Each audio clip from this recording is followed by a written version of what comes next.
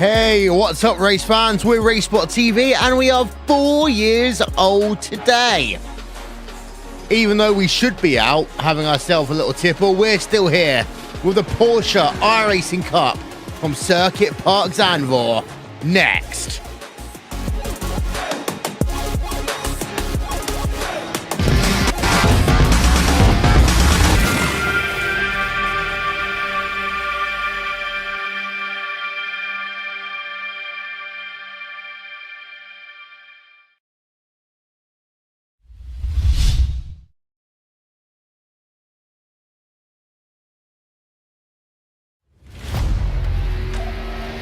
The yellow flag is out.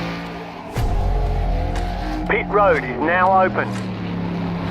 Keep your eye on those gauges. We'll give you 4 tyres.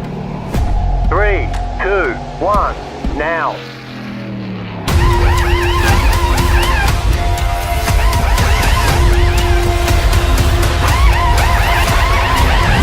We're done. Get going.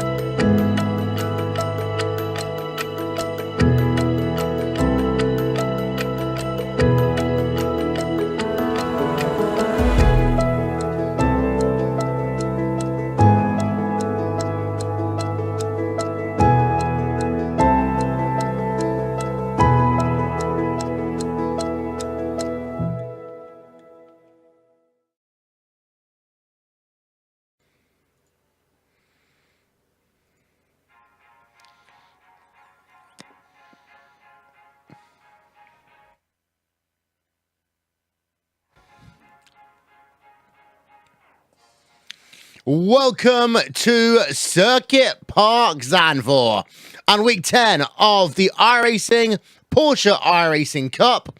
We are not far away from getting ready to go racing here at this track, the home of motorsport in the Netherlands. Will Vincent, Connery, Maddock here on RaceSpotTV.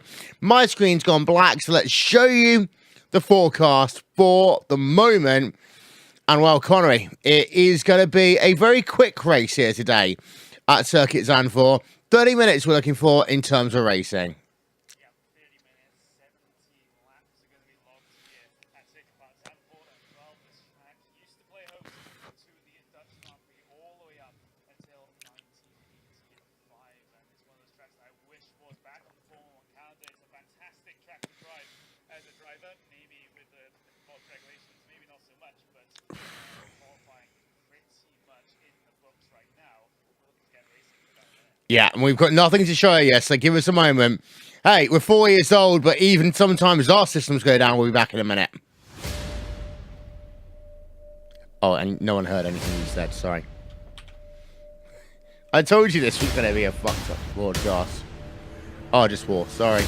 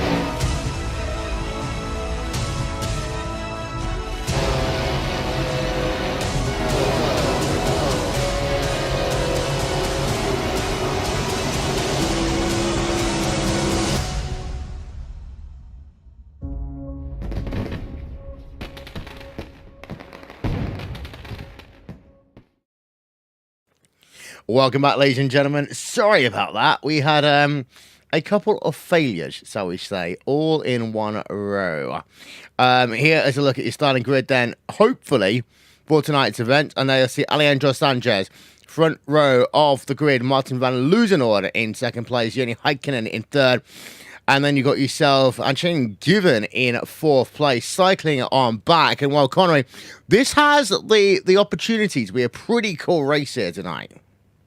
Yes, it is, and well, we've seen these Porsches many times before. We had it, we had them as the support race, to one of the support races to the World Championship Grand Prix Series. So we know how these guys race.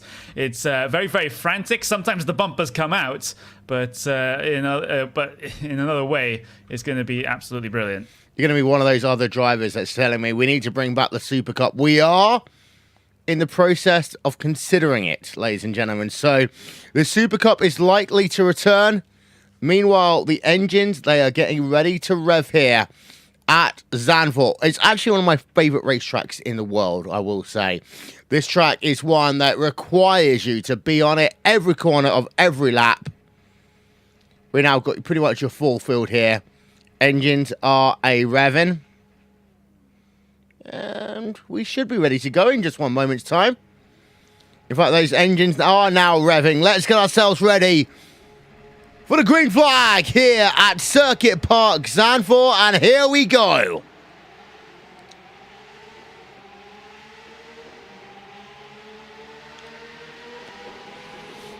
Don't forget, turn number one is parabolic. It means the outside line can work better than the inside line. And that is exactly what Alejandro Sanchez was thinking about there. They still go too wide in towards turn number four. And, well, Connery, actually, Martin van Loozenorde was able to get the jump behind, however. It's all a little bit bumped up. We've got a car turn around as well. That is a driver of Boris Bolstra. Yeah, multiple cars turning around as well. Aurelian Vaceri as well. Spolstra's upside down. Sorry about that, Connery. Spolstra upside down. That's his race done. Yeah, that's when you end your race upside down, that's usually not the way you want to be ending it. But at the front, things are interesting as well. In fact, they are currently interesting side by side for P number 2 right now between Sanchez and Guven here, coming up through turn number 9 of Vodafone. Guven has to go around the outside here, but the track is wide enough to facilitate that, and will have to drop back behind. But the reason why that Sanchez has been put in this position right now is he had the outside line. The pole position has the outside line coming down into a turn number 1, and they had a terrible start as well. So it's just a couple of issues at the start of this race that's put him back. We've got 2 cars off down at the Audi S. That is Mark Mortener, who's been turned around. Oh, there's another crash behind as well. That's Joshua Anderson. Anderson, who started oh so well. What a crazy start to this event. And I want to get a replay because I think that incident there was a case of, come on, guys, make sure if you're going to come back onto the racetrack, you get back onto it properly. Yeah, exactly. That was all instigated by the number 7, just taking a little bit too much of a dive into the back of Joshua Anderson there. And just as you say, as they try to rejoin the track, things just go from bad to worse with John Bonter and Gunther Talsdellen as well getting themselves involved, as well as Jakob August. So the vast majority of the bottom half of your field have seen some sort of contact, and there's even further contact in the preceding couple of corners as well between Borges and Anton Munn as well. Yeah, you know what? I thought there's a lot of contact at the start of the Bath first 12 hours that we showed to you just a few days ago, but this is just about as crazy right now. We go on board with the driver in second place. This is the driver of Alejandro Sanchez. The top 3 drivers currently on the left-hand side of your screen. Live timing and scoring will be available in just one moment's time. But van Loozenorde, he withstood the early onslaught. But you can see he's locking those left tyres as they work now down towards the Audi S. And while these Porsches, we know these cars are a bit of a handful to drive, Connery. Yeah, they are a bit of a handful to drive, but in a short race such as this, you can afford to drive them a little bit more aggressively, as you would otherwise see, like in the Bathurst 12-hour event. No point in tyre saving around here with a sprint race of 17 laps, and with 3 other angry cars behind Martin van Loozenorde. So I'm not surprised that he's locking up the brakes. Yeah, and I've literally just forgotten how to spell the word Porsche. It's okay though. Live timing and scoring is available. Bump now. You can view it RaceSpotTV /timing. So that was Alejandro Sanchez there in second place. We're having a look on board of him. There are battles going on behind as well. As we'll just bring that tick along the top half of your screen. Christopher Romero versus Danny Cruz is going on. And you've also got Cedric Bolin in that battle right now. The pack has fragmented quite quickly early on. That's because of a couple of these early incidents. But Romero is right now on the rear of Danny Cruz as they head themselves now up what I think is the hardest part of this racetrack. Yeah, exactly. This long right-hander of Shiviak here downhill turn number 6. The elevation change just makes the car not want to grip through what is a very high downforce dependent section, and it's very, very tricky to get your line right coming all the way through here. But coming into Renault now, this is where you can make moves, but Romero just completely balled that one as he's going to have to be careful there. Actually, he's going to head into the barriers, and that was a mess. Yeah, it was, and it kind of sums up a bit of the racing here today. We're just going to have a look at a replay from up above our aerial coverage brought to you by And1 Design. Thank you so much for helping to make this 4 years worth of fantastic racing on RaceSpotTV, and that was just a silly move there, Connery. Yeah, I'm not sure why he came back across the track like that. He had the better entry coming into the corners. No reason for him to come across towards driver's left-hand side of the track, take a worse line coming into the next turn, even though Bolin had really no opportunity to try and get himself past. That is just a stupid move. You can get social this on Facebook /RaceSpotTV, at RaceSpotTV on Twitter if tweeting is your thing.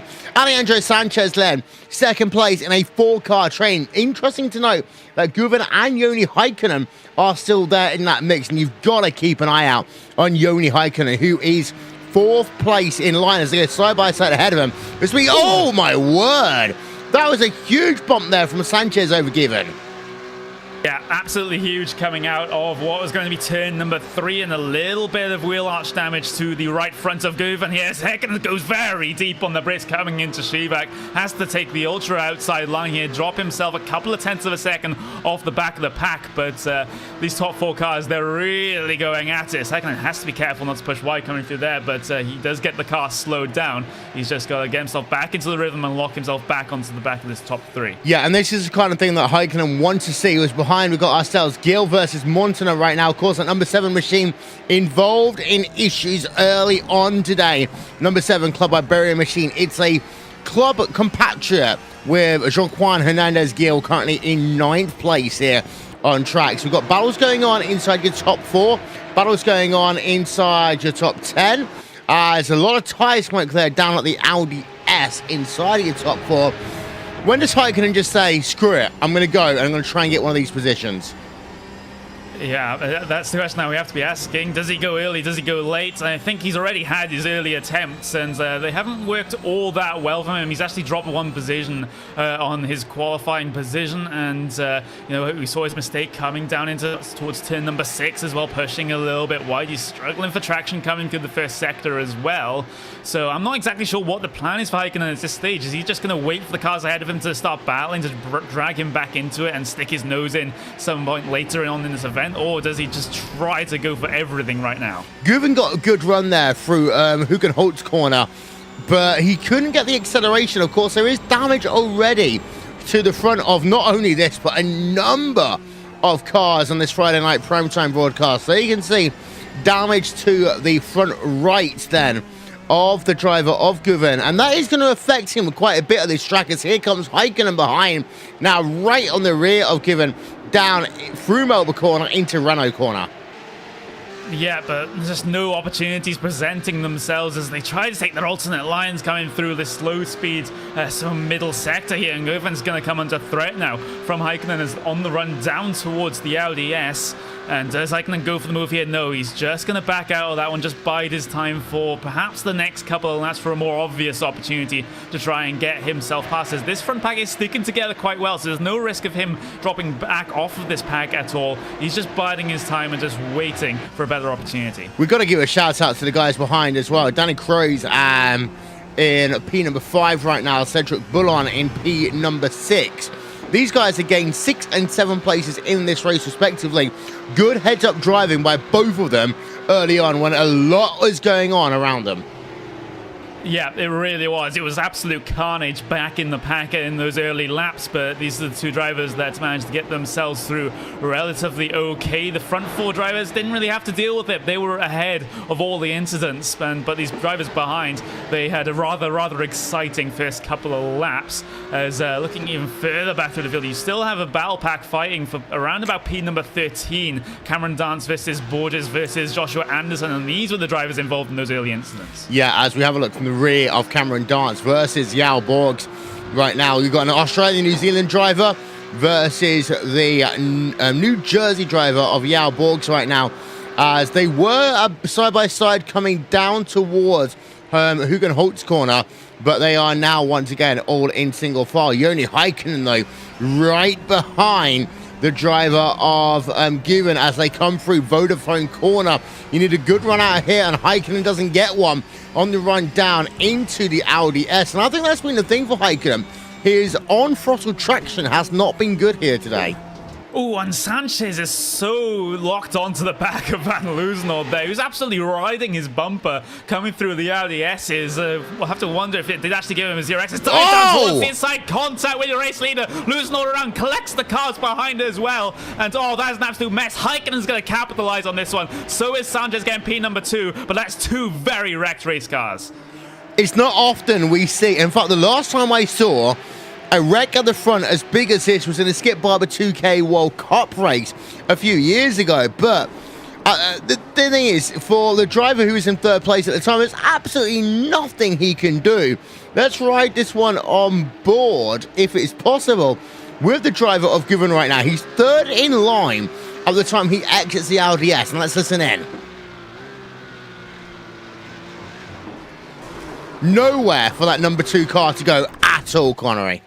Yeah, absolutely nowhere. And the instant that instigated Sanchez dived up the inside, there is no gap there. I mean, there is no gap for him to be able to make the pass here. He possibly tried to scare the driver ahead to try to take the outside line, but I don't think the driver ahead Loosenholt is going to just give that position away easily. And again, it's one of so many silly moves that we've seen so far this race. Yeah, and let's go on board then and have a look at the driver of Alejandro Sanchez. Late is the one word I'm going to say there. Late. Yeah, that is just 100% indefensible, I think. And Sanchez, he's lucky to still be out there on track with what is a relatively clean race car, and Loosenholt out of this event. He's the driver that's just been most hard done by this. Yeah, and Loosenholt is going to be one of the 3 retirees so far of this event. Boris Bolcher we saw out of this event on lap number 1. We never really had the chance to talk about it. But a driver of Bolcher's caliber, who is the number 5 car coming into this event, you know, I think he was looking forward to a good race, and to have that go so early really must have annoyed him. Yeah, it really must have started inside that top 10 looking for a good result. It's a driver that we usually see, actually we did see in trying to qualify themselves into the iRacing World Championship Grand Prix Series. Unfortunately, they didn't manage to get it, and now they're going to lose a whole bunch of iRating by finishing right at the bottom of the field. 126, apparently, according to JRT. That is a huge loss. Wow, that's going to be huge for him. Manuel. Meanwhile, we've got Bolin versus Myworm going on right now. This is for P4 on track, on board with the driver of Myworm, and it's the driver of Bullen ahead of him. But we turn that camera around, you've got to pay attention also to Marek Motoner. And Marek, of course, has been in a couple of incidents here today. That number 7 car now looking to get back into the top 5.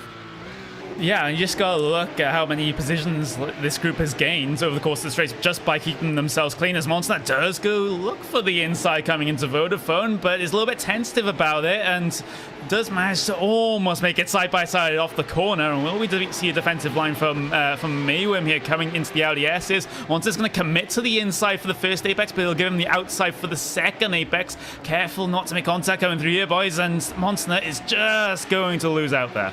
He does, but as we have a look from the rear, what's going to happen? Nothing. Into Kumabot and then Ari Lowendijk corner, the final corner on track. The thing that's worth noting on that final lap play, Connery, as we're already 8 into 17 here, is that you can get a fantastic run on the outside. And I think this is exactly, actually, it's not going to be outside, it'll be inside then for the number 7 machine in toward Tarzan corner. Number 7 machine gets a position, but under most circumstances, the outside line can actually find an advantage if needed. And also, my one putting the pressure back on into Hogan Hoyt's bike. Yeah, the main reason for that is you can carry so much momentum because of the camber on that outside line through turn number 1, so it's going to benefit you on exit. But the thing is, if you've already lost the corner by the entry in the middle of the corner, then you know that exit speed could possibly set you up for a run to turn number 3. But it's very difficult coming through that first sector because of how narrow the track is and how little racing room there is. So it requires a very brave driver to make a reply pass coming up into turn number 3. We might see that on the final couple of laps if drivers are brave enough. Yeah, as that battle has calmed down. Actually, it's not really calmed down at all, to be fair. What are we talking about? 4 tenths per second is the gap. The closest battle we have on track, except for this one. David Haynes versus Cameron Dance right now. And this is the battle for P11 on track. And Cameron Dance is going to head himself out of Vodafone corner, the run down towards the Audi S, and nothing for him right now. And we're into that phase of the race, even though this is a short race, that guys, I think, are starting to think about, okay, preserve the tyres until the last couple of laps. Yeah, that's what I think they're thinking about, as well as ahead. There was a bit of battle in between Goiva and number 2 car and the 14 of Gilles as well. But actually, they did swap positions in the way into the final couple of corners, and Goiva's already pulled out a couple of tenths of a second over Gilles, but Gilles trying to hang in there. There's a huge amount of brake smoke coming down into turn number 1. That's how much these drivers are absolutely trying to get every single ounce of brake performance out of that coming down towards turn number 1, and well, they don't really have tyres to worry about because of this race being so short, but it could be a factor at the end. On board with Gil.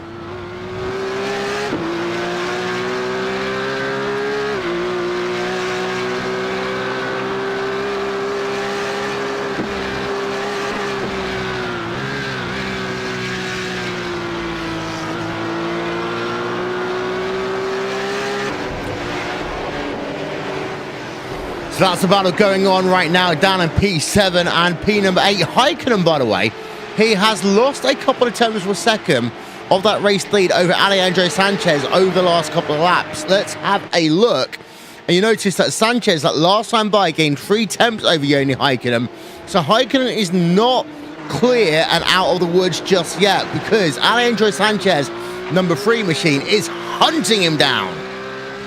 Yeah, that is definitely one word for it, and that gap, I think, is going to be relatively stagnant unless time come across the line. I think Häkkinen has replied on this lap as he's off onto the grass coming out of the final turn. That's not going to help things. As we look at the gap this time by coming across the line, it's gone up a little bit. So Häkkinen has replied, but the thing is, you can see how much he's pushing by how much track he took out of the final corner. Yeah, we're looking at a replay on board right now, and he was so close. 2 wheels, half the car off the track on the run down into Tarzan corner. That could have been disastrous there for Joni Häkkinen. As behind, we've still got 3 drivers battling for 2 spots inside your top 5. You got yourself at the front of the train. Cedric Bollen from Club Benelux in 5th place. Marek Motinar in the Iberia number 7 machine.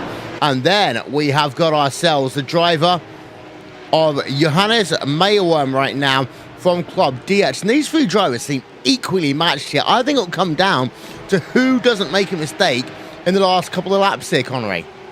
Yeah, I definitely think so too. There's a huge lockup coming down in towards Vodafone for Danny Cruz, who's at the front of this train. And it's been an absolutely fantastic effort for him to get himself on that final step of the podium. Number 22 car in his entire field. So he's technically the lowest rated driver in this entire field, running P number 3. That's a fantastic result so far for him. Let's hope he can hold it. Yeah, indeed, sir. As they'll come down once again through the LDS on board then with the driver of Marek towards Kumobot. I love these corner names here. Ari Landite corner then coming up next as through the corner they go. 4 tenths per second is the gap. But the thing is, in dirty air in one of these Porsches, Ari Landite corner can be so difficult. You see the counter steer there by Marek as he comes down the start-finish line. Yeah, man, as a result, he's going to drop at least a tenth of a second coming down through there because, as you say, even though these are GT cars, of course, not GT3 cars despite the name, but still GT cars, they don't suffer as much from dirty air issues as prototypes or open wheel cars, but it is still a fact that you have to consider coming through the high downforce sections, but through these low speed sections, it's absolutely no issue. All mechanical grip requires coming through here, and then down towards turn number 6, again, it relies on the downforce of the car, the high speed traction coming through here, and you really can't make moves up into here unless you're very, very brave indeed, as they will just stay single file coming through here. Is it bad that I've only just noticed that both the Häkkönens are in here?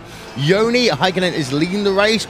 Jon Häkkinen is bringing up the rear of your top 10. Currently in a battle with Christopher Romero, and we classify these cars as, well, on the 12 hours of Bathurst, as GTPs, aka GT Porsches. They are technically referred to as GTCs, GT Cup cars, as they'll work themselves now through Vodafone corner once again. Jon Häkkinen gets a good run there out the corner over the driver of Christopher Romero. Good to see two brothers in the same race. Yeah, it is absolutely fantastic to see, and well, maybe there'll be a little bit of a rivalry between the siblings, but the Joni, rather than the Jon, is currently the one that's absolutely dominating this race at the front so far, but he's still being chased down by Sanchez. As looking back Cedric towards Bollin. the battle between Bollin and what is going to be, just help me out here, Will. I think he's just had a moment. I was just looking at a replay, David Haynes losing a position, but then Cedric Bollin has just fallen down. Oh, he lost it all by himself there, down on the entry to Arlandite corner. Yeah, exactly. That was a very weird incident. Coming through the penultimate corner, does push wide onto the gravel, gets 2 tires in the gravel, 2 tires then in the grass and on the painted line as well, and that car just absolutely just swapped ends. Nothing Bollin could have done. Ironically, this corner is named after one of the most famous IndyCar races in Europe. However, if that was an IndyCar track, he would have been right into a safer barrier. Yeah, he would have been, so maybe he's a little bit thankful that there is a little bit of the grass, a little bit of gravel on the outside of that corner to get himself spun back around. Of course, you'd prefer if it was a Tilkedrome and it was concrete runoff there, and wouldn't have to deal with the paint being completely ripped off by the sand. But there we go. Looking back towards P number 3 though, in this train behind Danny Cruz, Montana, Mayuem as well. They're still trying to scrap, but we haven't seen much side-by-side action. It's just they've been searching for the gaps, trying to look for those alternate lines, but nothing really has been happening. Yeah, although Marek Mottner had a horrific run through Vodafone corner that allowed Mayuem to close up a little bit. He held on the run down into the Audi S, but I'm thinking that maybe, and we saw this in the Supercup a little bit, Connery, Montana has just overcooked his tyres in the early part of this lap with 4 to go. Yeah, it could well be. We'll keep a close eye on lap times this time by a 1:39 flat for Cruz and a 1:38.8 for Monster. So he is 0.2 of a second faster, at least on that last lap. He was faster on the previous lap to that as well. So Monster still has the pace in that machine. He just isn't able to find any way by. Cruz has been defending relatively well for this well-deserved so far P number 3 position. Can he hold it for another 3.5 laps? Well, we're having a look at them as they come up the hill then. Through Slope Maker corner. Towards Slovak. I say also the hardest corner, as I said, on this racetrack. Here we go. Back on board then. Morton, if you're going to have issues with your tyres, you know it's going to hit you there. Yeah, exactly. You just have a catastrophic loss of grip coming through that particular section if you have abused your tires a little bit too much. But Montana still hanging in there, still looking to drag himself up to the back bumper of Cruz. But as he gets a slide out coming through Vodafone turn number 9, that's not going to help him with his run down towards the Audi S's, which is one of the overtaking zones on this racetrack. So he's going to have to stay behind yet another lap. But more laps are quite hard to come by at this stage. Yeah, and of course, that is a teammate of Martin van Loozenhoorn ahead, Danny Cruz. And of course, we know Martin van Loozenhoorn is now classified as out of the event. So Cruz looking to do a little bit of good in the final corner, a couple of laps here as we tickle down the laps. Häkkinen, by the way, has now got a steady gap of 1.1 second over Alejandro Sanchez. Sanchez not coming anywhere anytime soon. Yep, it's all down into turn number 1, and Montana goes for the move, but the door is completely shut. But Crew is coming down to turn number 1, and here comes Mywim now. This is his chance to pounce in the final couple of laps of this event, but the thing is, no good run coming out turn number 1 for him to make things side by side in towards 3, and this can also bring Guven back into things if they fight a little bit too much here in the final 2.5 laps that we have. Yeah, and the thing is there for Crows, he needs to be side by side in towards turn 2 at the latest to have a run down the inside at Hugenhoit's corner, as these three are still pretty much line of stern right now, battling for the final position on the podium by the looks at Maywam again getting close on the run now down into Renault corner. Vodafone corner is coming up next, but Maywam, I think he just needs to be a bit adventurous, shall I say, and just try and sling one down the inside. Tries to upset the apple cart more than doing a dive bomb. Yeah, I think so too, and he's running out of time to do so. Next time across the line, they'll have 2 laps to go. Looks for the move into the Audi S's, but look who's on the back of this one now. Given has really closed up that gap. Now it's a 4-car fight for the podium. With 2 laps to go at the line, and of course, Ayan-Chan Guven was in the top few at the start of this event, but was involved in one of those big incidents we've had here. So the number 2 machine on board him, you can see the damage that has been caused to the front end part of that car all the way across here, but in towards turn number 1 again. A lot of tyre smoke there by Maywam, and I think that's more than anything else just because of the fact that he's locking up those brakes to avoid running into the rear of Danny Crows. Yeah, man, he's pushing so hard. He really wants that to be on that final step of the podium instead of being on no step of the podium. And so does Maywam behind, and so does Given behind as well. So this will be very interesting. This is the penultimate lap though. So final lap next time by your race leader. Has a comfortable gap to second place. So that is not worth talking about. All the racing is going to be here for P number 3. Yeah, P3, P4, P5. And P number 6 up for grabs. You have still got, actually, Johan Heikkinen is at 1 position in the Red Star Racing car. He is challenging Christopher Romero right now, and this is for 8th. Yeah, but he really is. Oh, Montana's had a big off there coming down towards Vodafone. That was absolutely huge. And Goivan now is going to have the opportunity to try to overtake Maywam coming down into the LDSs. Yeah, Montana has been disqualified by the looks of it then. Oh, there was contact coming down into the LDSs from Maywam and Given here, so they are absolutely going hammer and tongs at it on this penultimate lap here, and this is giving the chance for Crows to try and get himself away. But yeah, you're right, I believe that that driver has been disqualified. Yep, so on board then with Guven, looking now for maybe 4th place, because Danny Crows has got a second advantage almost now over Maywam, but Maywam under pressure towards turn number 1, Tarzan corner. If you're going to be brave, now's the time. Here comes down the inside. Number 2 machine then of Guven makes a pass happen through Tarzan corner. Now the run down into Hugenhoit's corner, and I think that Guven has it for now. Yeah, for now, but this isn't over. Still more overtaking opportunities that can present themselves to Maywam right now, and I think Crows is just about okay at the front of this pack to take P number 3, but he just has to drive cleanly until the end here. And Guven, saying that though, Guven has really just aced this first sector, and he might have a chance coming through the final sector if he can absolutely nail this middle sector as well. Yeah, on the run now towards Renault corner. It's going to take, he needs to be perfect through here, perfect through Vodafone. He's not quite close enough yet though. He dives down to the inside, he closed the gaps a little bit more. This might well be a big lunge down to the inside into the Audi S. But Guven then, what can he do? About 5 corners to go, nothing. For the run through the corner, he's faster though over the racecraft car. Can he do anything maybe into Kumo box? We've seen incidents here already today as Joni Heikkinen will claim victory. Heikkinen is your winner, but behind it's going to be close between Guven and Maywam, and it looks like that Guven has got it then. He's up into P number 4. It's going to be a run to the line, and look at that.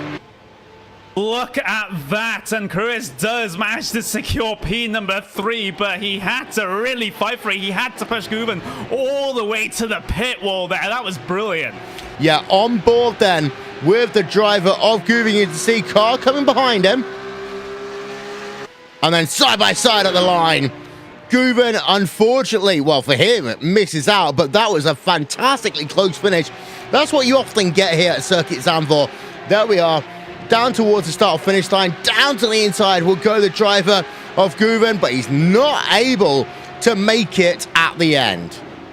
Yeah, not able to make it at all, and the whole situation that meant that they were side by side coming across the line. Good run for Guven coming through the penultimate corner, and a very good entry to the final corner, taking that wide line, getting the momentum off the corner. But the thing is, it just wasn't enough, and some say that what Cruz did might have been a little bit naughty. But the thing is, it's the run to the line on the final lap. You'll do anything to hold position. Yeah, let's have a look at your final race results, shall we? Here, from what has been a fantastic race at Zandvoort. Here we go.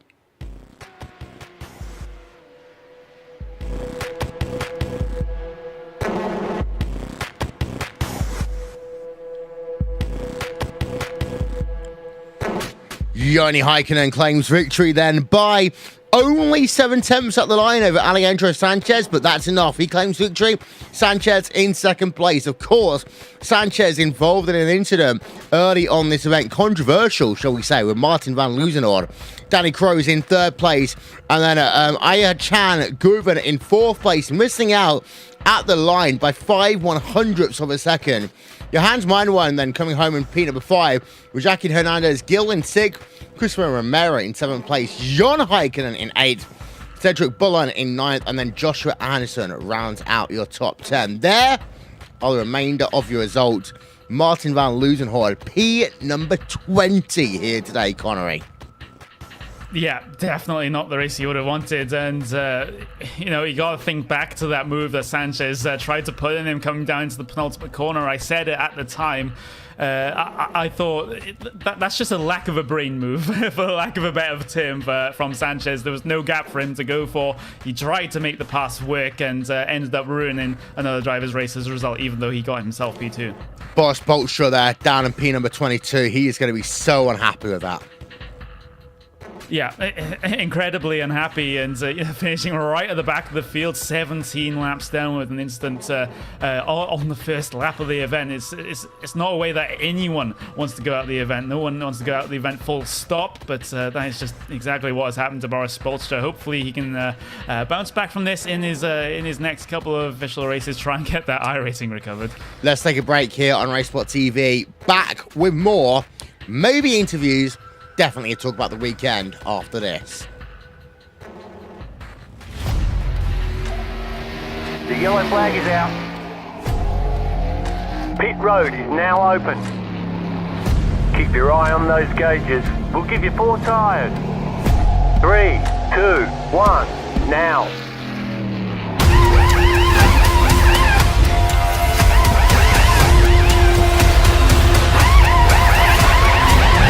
We're done. Get going.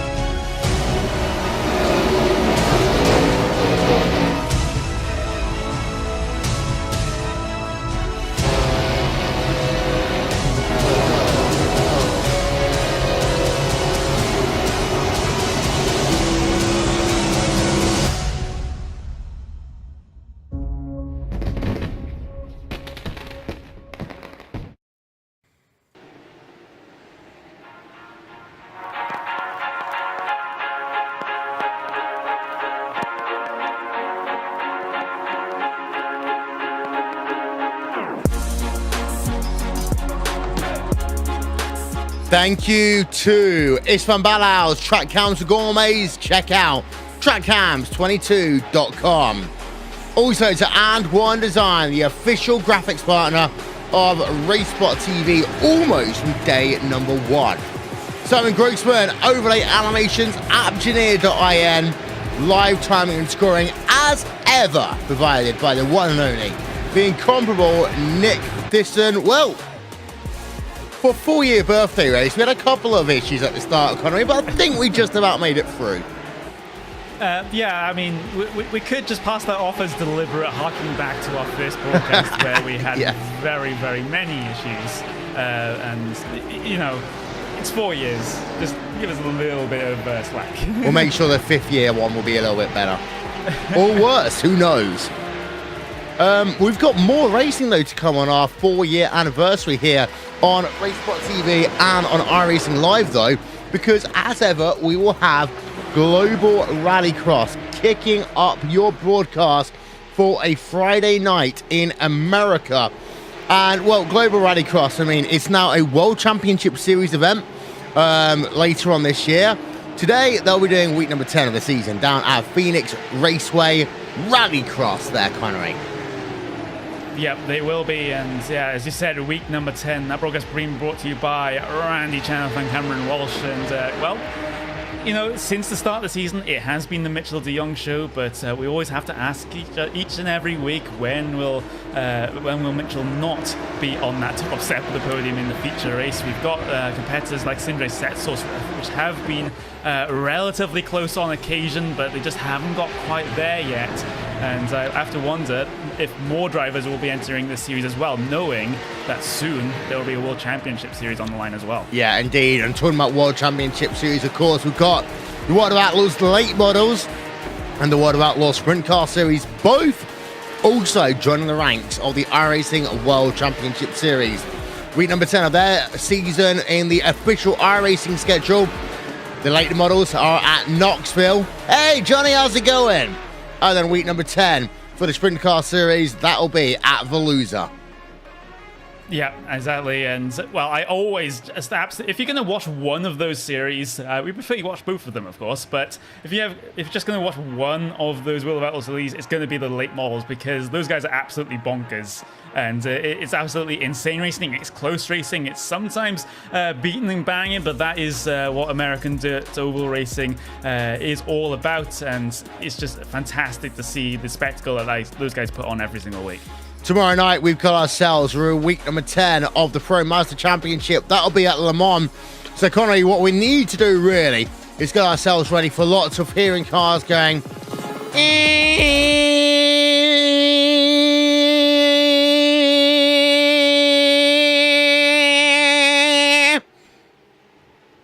I couldn't have put it better myself. I think iRacing needs to hire you to do the special effects, the sound effects of the cars, because, you know, we're recording the engines now. We just get Will to do it. But a lot of full pace action here, of course, at Le Mans. These cars will be full throttle for a while. Engine cooling could be a bit of a concern for some drivers. But then, of course, things like the Porsche curbs, for example, these Pro Masters are really going to have to deal well for that section. Yep, they really are. And a big shout out to Johnny Simone, who always does that broadcast solo commentary, which I would never willingly do if I, you know, I would prefer to have someone with me, but he does an absolutely fantastic job broadcasting that series. And, well, just go ahead and watch it. It's, 9:45 in the evening, 17th of February. That's GMT. Yeah, and then, of course, Sunday night, we finished stuff off with the Skip Barber 2K World Cup presented by DES Simulations. And this time, it will take place at Circuit of the Americas, but not on the Grand Prix layout, Connery, on the West Coast. And that will make things very interesting for some of these drivers. Yeah, exactly. It's basically taking the best parts of the circuit and just doing that over and over again, that first sector, and it's absolutely brilliant. Maybe not many overtaking opportunities on that circuit, but it should be brilliant to watch. And I've noticed that you've deliberately omitted something from your list of series that you're talking about, Will. Have I? Daytona. Oh, yes, we have. I'm blaming Hugo, he didn't put it on the calendar. But Daytona is going to be fast, it's going to be fantastic. And also, what a way to start off the NASCAR iRacing season. than by doing 500 miles at Daytona. You know what, actually? We put a couple of the modern day finishes of Daytona. I'm one of those people. I remember Trevor Bayne's finish, 2011. Like, literally, it's ingrained in my head. Yeah, it was absolutely fantastic to see, and hopefully we get a finish like that in the iRacing at Daytona 500 as well. I've run in a couple of them over the years myself, and I know how difficult it is to try and slog those races out to the end. But it should be an absolutely fantastic spectacle. Yeah, that'll be here on RaceSpotTV and on iRacing Live. That's it. Friday Night Prime Time is in the books. That guy's been Connery Maddock. I'm Will Vincent. Hey, we're 4 years old. Not quite able to drink, so we'll go and drink some milk instead. Talk to you all in a bit.